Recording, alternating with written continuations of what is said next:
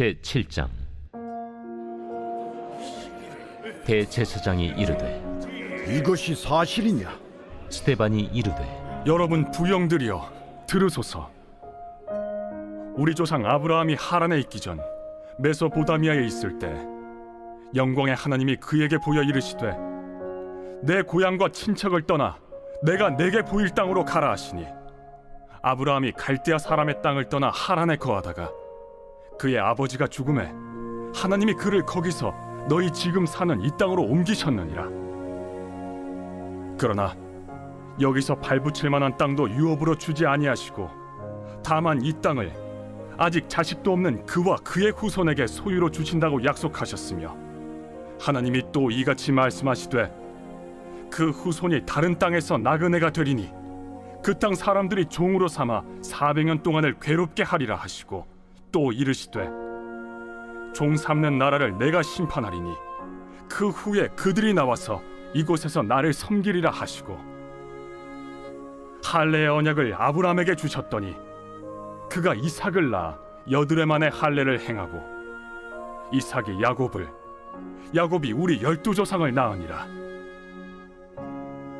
여러 조상의 요셉을 시기하여 애굽에 팔았더니 하나님이 그와 함께 계셔 그 모든 환난에서 건져내사 애굽 왕 바로 앞에서 은총과 지혜를 주시매, 바로가 그를 애굽과 자기 온 집의 통치자로 세웠느니라.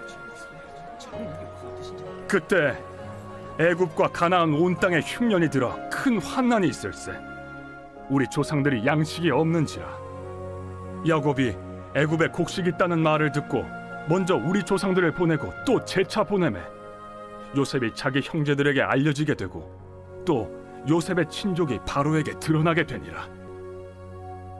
요셉이 사람을 보내어 그의 아버지 야곱과 온 친족 75사람을 청하였더니, 야곱이 애굽으로 내려가 자기와 우리 조상들이 거기서 죽고 세겜으로 옮겨져 아브라함이 세겜 하몰의 자손에게서 은으로 값주고 산 무덤에 장사되니라. 샬롬, 여러분 반갑습니다. 오늘 또 큐티로 여는 기막힌 하루입니다. 이 시간 우리에게 허락하신 본문은 사도행전 7장 1절부터 16절 말씀이고요. 제목은 이 땅으로 옮기셨느니라 입니다. 초대교회의 부흥이 시작되자 유대의 지도자들이 교회를 박해하고 있습니다. 어제의 본문이었죠. 스데반이 성령이 충만하여 말을 하니까 이들이 능히 당하지 못했습니다. 난감했던 그들은 치졸하게 사람들을 매수해서 모세와 하나님을 못 오가는 말을 들은 것으로 매장시키고, 더 나아가 백성과 장로와 서기관들을 충동시켜서 결국에는 스데반을 공회에 잡아들였습니다. 오늘 본문은 공회에 잡혀온 스데반에게 대제사장 가이오가 신문하는 내용입니다.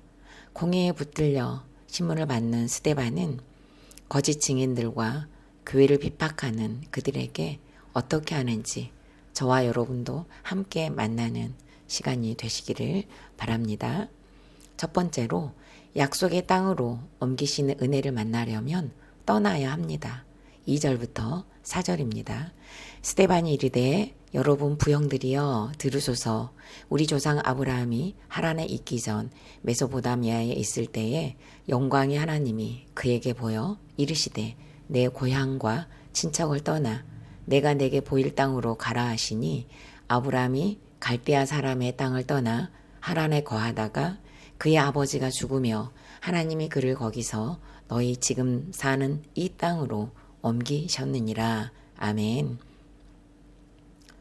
대제사장 가이오는 잡혀온 스데반에게 사도행전 6장 13절과 14절에 있었던 거짓 증인들의 말처럼 성전과 율법을 못 오간 것이 사실이냐고 묻습니다.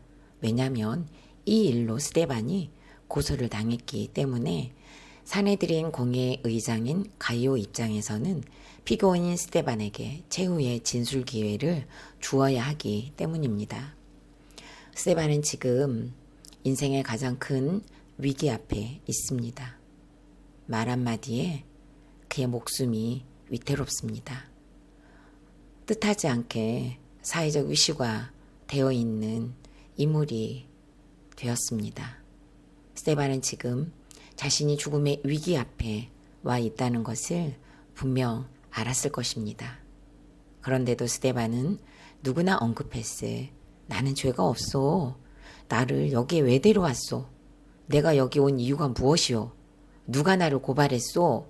라는 질문을 하지 않습니다. 따지지도 않습니다.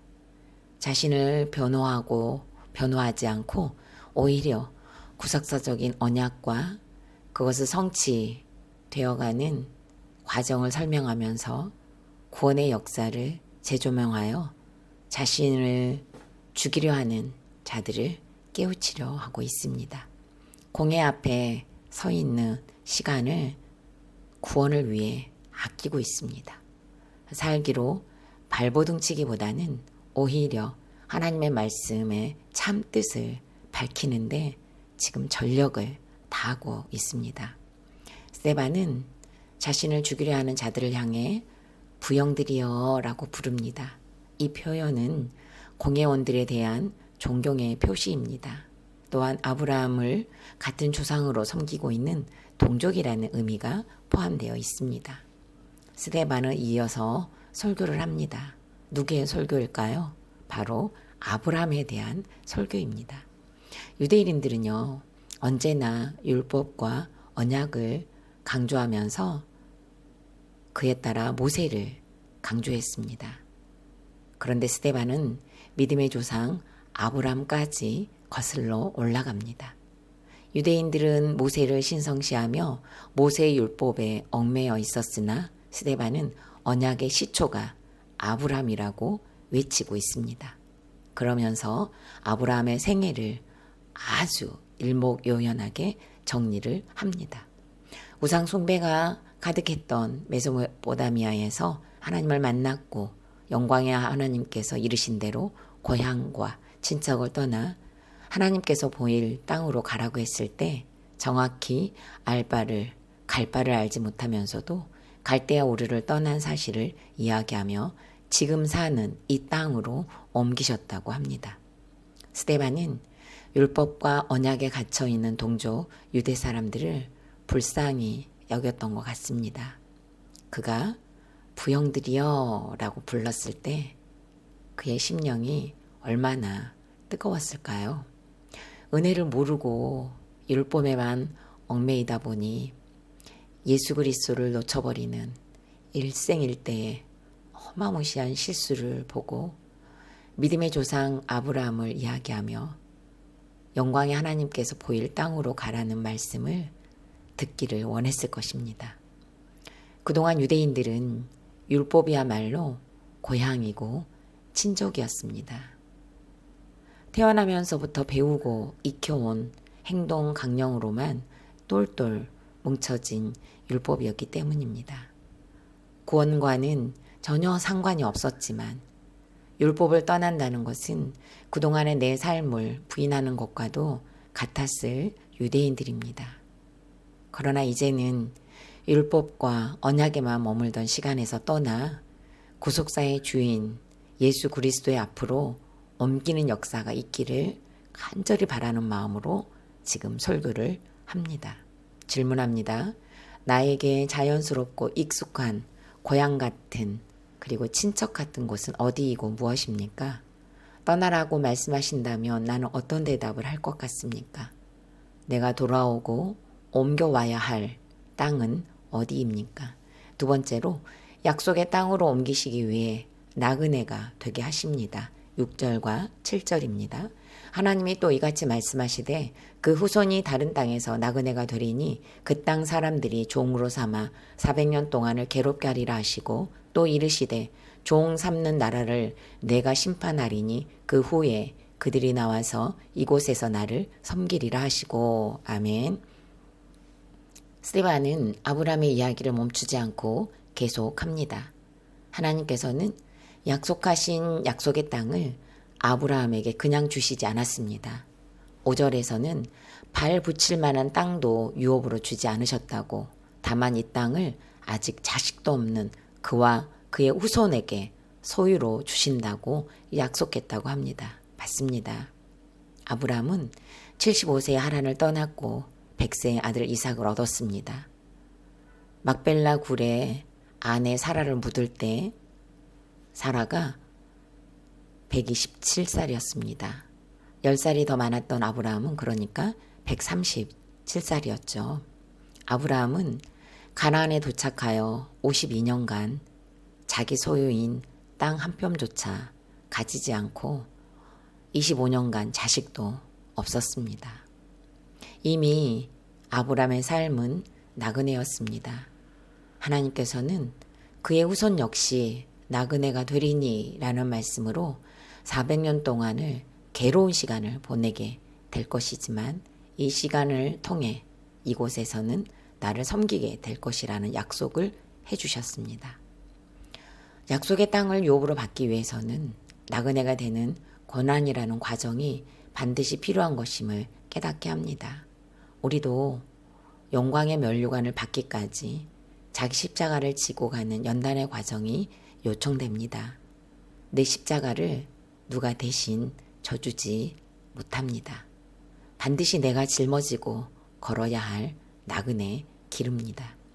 아브라함의 나그네 시간이 지나 이제는 형제들에게 팔리는 나그네 요셉의 이야기를 들려줍니다. 그리고 흉년이 들어 큰 환난을 겪으며 양식이 없는 나그네 야곱을 이야기합니다. 더군다나 그토록 사랑했던 아들을 잃어버린 아버지로서의 나그네 야곱의 시간을 또 이야기합니다. 그러나 하나님께서는 이 모든 나그네의 시간을 약속의 시간이 찰 때까지 함께 하셨습니다. 예수님도 부활이 있기 전에 십자가에서 죽으시는 고난의 쓴잔을 마시셨습니다. 부활이 있기까지 예수님은 나그네셨습니다. 우리도 천국을 밟기 위해서는, 천국을 누리기 위해서는 나그네의 때를 피해갈 수는 없습니다. 하나님은 사랑하는 택자에게 반드시 나그네가 되게 하십니다. 나그네가 되는 고난이 없이는 결코 하나님을 찾을 수 없는 우리이기 때문입니다. 나그네의 길의 종착역에는 약속의 땅 거룩한 곳, 구원으로 충만한 기쁨이 기다리고 있습니다. 하나님께서는요, 지금 우리에게 사도행전을 묵상하게 하셨습니다. 저는 사도행전을 묵상하면서 인정하고 믿어지는 것이 더 있는데요. 어린 시절의 상처와 피해의식, 트라우마의 땅에서 옮기시려고 가해자로 여겼던 친정어머니를 저에게 보내셨다는 것입니다. 만성 신부전을 앓으신 가운데 오셔서 투석을 하는 시간을 보내고 계시지만 젊었을 때 자녀들에게 했던 그 어떤 것도 인정하지 않으십니다. 그래서 저는 쌩까 두목님이란 별명을 지으며 스스로 위로를 받기까지 할 정도였습니다. 이유는 알 수 없지만 이건 역시 저를 위한 세팅이었음이 인정되는 요즘입니다. 친정어머니께서 계속 부인하셨기 때문에 제 안에 숨어있던 폐륜의 악이 드러났고 옳고 그름과 정죄, 무시의 감정이 정말 거침없이 드러났었습니다. 내가 이런 사람이었나 싶을 정도로 두껍게 쌓여있던 포장지가 벗겨지는 느낌이라고 해야 할까요? 아직도 많이 남아있을 것 같지만요. 인생의 목적이 거룩이라는 가치관으로 기복의 땅에서 팔복의 땅으로 대이동을 하는 구조 안으로 이런 저를 밀어 넣으셨습니다. 절대로 무너지지 않을 것 같은 성품의 벽과 열심과 성실의 재패들을 드러나게 하시고 또 상처와 피해의식, 그리고 또 트라우마도 계속 드러나게 하셨습니다. 날마다 목소리를 듣고 날마다 얼굴을 보고 날마다 행동을 보면서 살도록 친정어머니를 제 앞에 세우셨습니다. 얼마 전에 저는 기억력이 붕괴되는 사건을 겪었습니다. 집에서도 쉬지 못하는 일상을 살다 보니 뇌에 과부하가 의심된다는 소견과 함께 약을 처방받았습니다. 공동체에서는 저의 건강 상태를 위해 친정어머니와 가구 분리를 해야 한다고 한 목소리로 외쳐주셨는데요. 저는 그 자체만으로도 엄청난 위로를 얻었습니다. 9월이 되면서 하나님께서는 사도행전을 묵상하게 하셨습니다. 상처와 피해의식 트라우마로 안진뱅이였던 저를 보게 하셨고 친정어머니 역시 외조부와 외조모로부터의 결핍이 있었을 것을 짐작하게 하시며 저보다도 더 연약한 안진뱅이 상태로 저를 양육하셨다는 것을 깨닫게 하셨습니다. 남편과 자녀들에게 그동안에는 공동체의 처방에 순종하면서 아픈 할머니를 위해 모셨다면 이번에는 아픈 엄마를 위해 할머니를 모셔보려고 한다고 고백을 했습니다. 특별히 사도행전을 묵상하도록 하셨으니까 하나님께서 아픈 엄마를 다시 살리시려고 주신 시간으로 알고 향수기의 행전을 써보려고 한다고 그러니 기도해 달라고 했습니다. 남편과 자녀들이 기도해 주겠다고 합니다. 여러분이 아시다시피 그동안 저는 계속 넘어지고 또 넘어지는 일상이었습니다. 그럼에도 불구하고 단 하루라도 말씀에 생명을 거는 시간을 사는 은혜를 구합니다.